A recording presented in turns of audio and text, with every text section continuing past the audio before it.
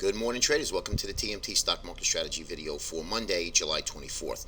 All right, traders. Well, we did get a nice little pop here the last 8, 9, 10 trading days. We've been sideways since Wednesday, 3 days inside day from the Wednesday candle here. We did try to make new highs. We failed, and then market sold off again on Friday, and then kind of rallied back up again. So buyers and dips are still out there in full force.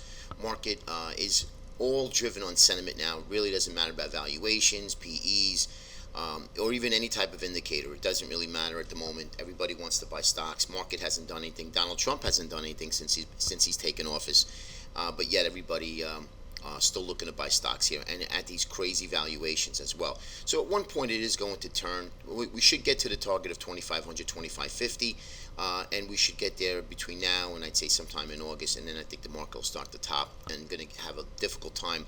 When you have everyone fully vested, there's really not much left to buy stocks. And when the algos realize that, they'll turn around and start selling rallies then instead of buying dips. And that's what's really going to happen here. We have 2463.5. That's the bigger area of support. Next area is going to be the 21 EMA at 2449 and then 2445. Those are your three big spots for of support for today's trade. Probably not going to get down to that area. We are now in pretty much the heart of the summer doldrums. Very light volume.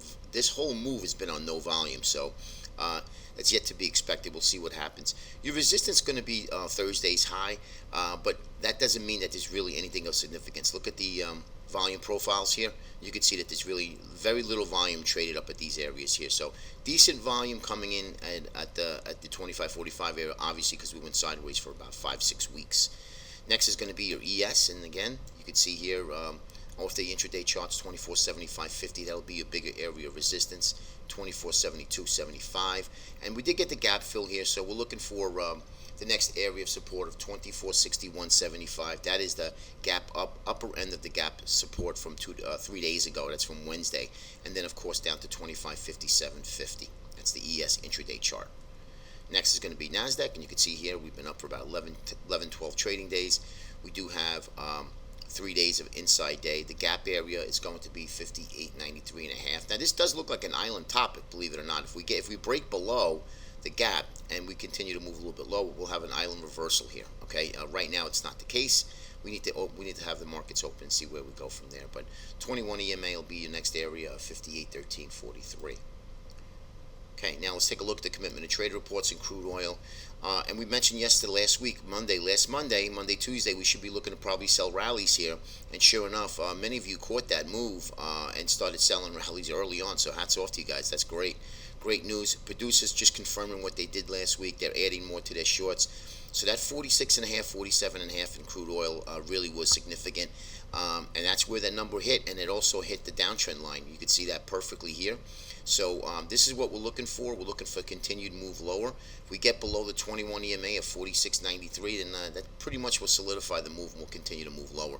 This was just corrective like it has been all of 2017. We've been calling this move all the way down from this area here. So I'm looking for lower prices in crude oil. I'm going to continue to look to sell rallies, and that's what I think you guys should do as well. Again, get your trading plan in place, and whenever you get a sell signal on any type of rally, I'd look to sell rallies in crude oil. All right, well, gold is going to be a little different. Here's a GLD GDX ratio, and I plotted it on a moving average. You could see that we're still on a sell signal here. We did break up a little higher. Here's the GDX, you could see, and then we had to move lower, back down again. And now we're really going sideways here, right? You could see that clearly, that symmetrical triangle that I've shown you on GDX. So that kind of really solidifies it for me here. You could see that we're now into the apex here.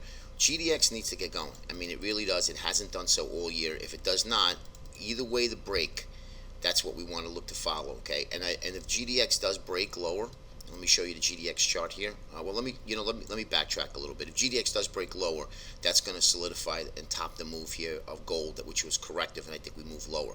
Now, we've been significantly reducing the shorts on the producers, right? So now this week and last week, there's no change. They're basically right about the same here, all right? Which is fine, because if you get 5 or 6 weeks move up like this, you usually get some sort of a pause, even slightly down, and then they resume reducing their shorts. Gold is coming into seasonal strength. Actually, it started seasonal strength already, second, third week of July, all the way up until about September.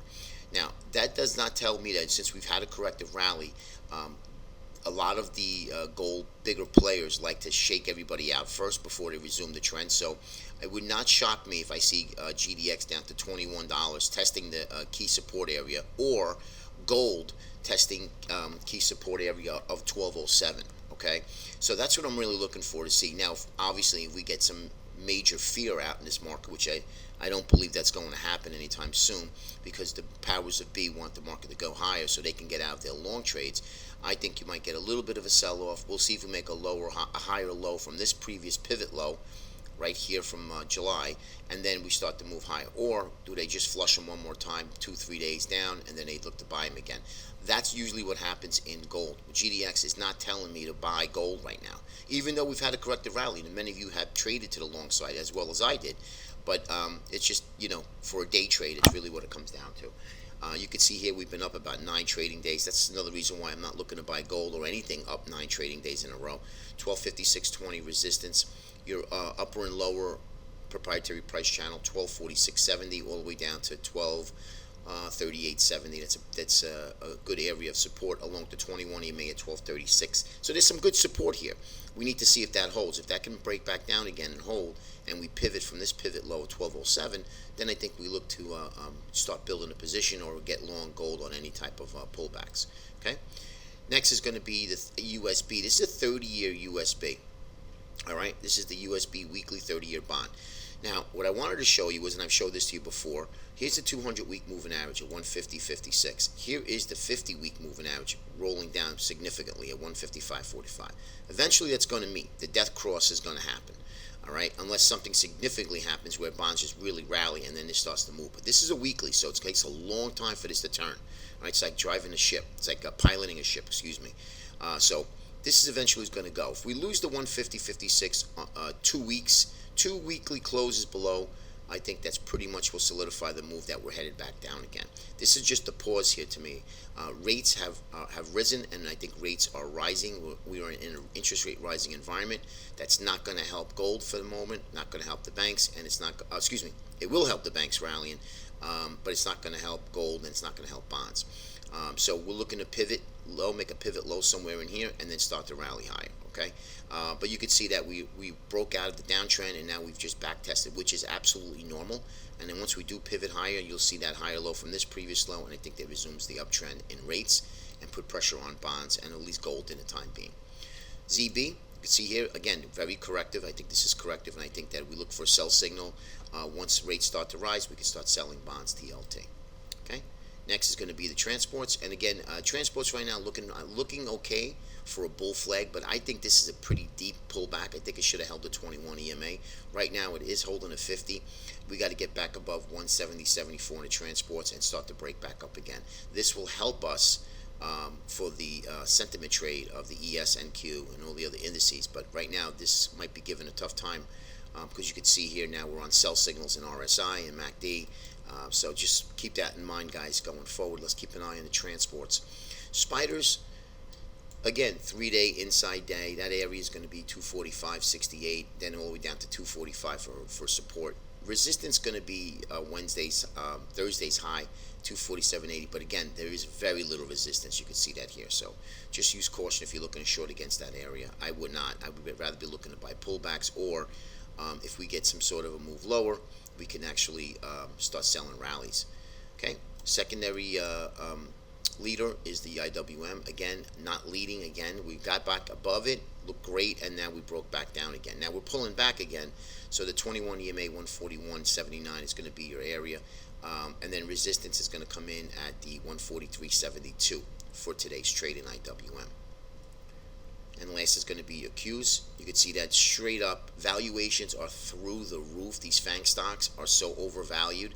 I wouldn't touch them if somebody gave it to me for free. I wouldn't touch it. I'm telling you guys, it's just valuations here. Eventually, it's going to happen. They're going to sell them just like they did here, and they're going to really sell them pretty hard. I mean, you're up 9 days in a row, which stretch valuations. At one point, it's going to matter. 3 days. Your resistance going to be right up in here. That's going to be the 144.53, and then again your support area 143.50 all the way down to 143.10. Call it 143, and then of course your lower end, which is the uptrend line of 142.21, and then down to 141.60 in the Qs. Okay, guys, have a great day. We're into the heart of the doldrums, man. There's no volume, and it's very, very light. So stops are being taken out long and short. So that means you need wider stops and reduce your contract size and share size until we start getting out of start really moving along and doing something other than, of course, what the Nasdaq's been doing. We'll look closely here. I think there's going to be some big trades developing in the short term. Have a great day. We'll see you tomorrow.